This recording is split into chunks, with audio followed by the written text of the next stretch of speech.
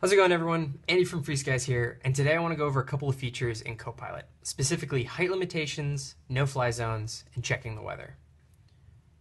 First off, here in the US, FAA guidelines advise drone pilots to stay below 400 feet above ground level.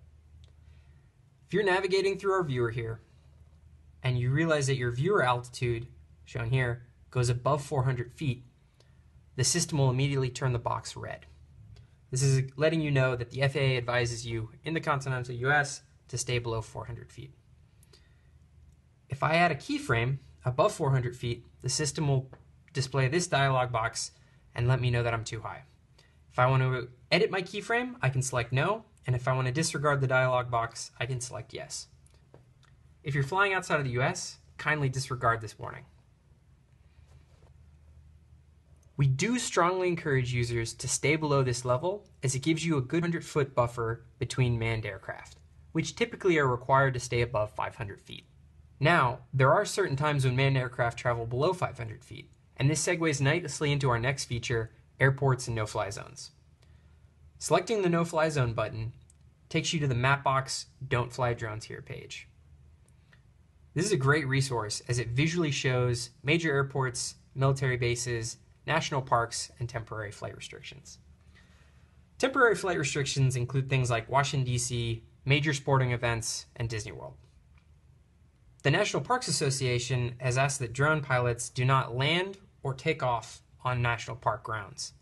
Military bases is pretty obvious, and you are required to stay 5 miles from any airport. Selecting the arrow here will take you to your current location. It may display an error, but it's not a problem. Now, it's very important to note that the Mapbox map will not show small Class D airports, like San Carlos right here. So please do check with other resources that you are outside of 5 miles from these airports.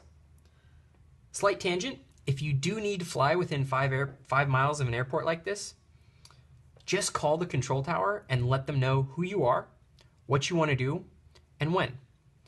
They're very, very friendly, and I promise the process really is that simple. Finally, by selecting the weather icon right here, you can see the flight conditions in your area. We recommend not flying in any kind of participation and in winds over 15 miles an hour. For now, these are only resources to give you more information about your flight, and we hope to automate these processes entirely in the near future.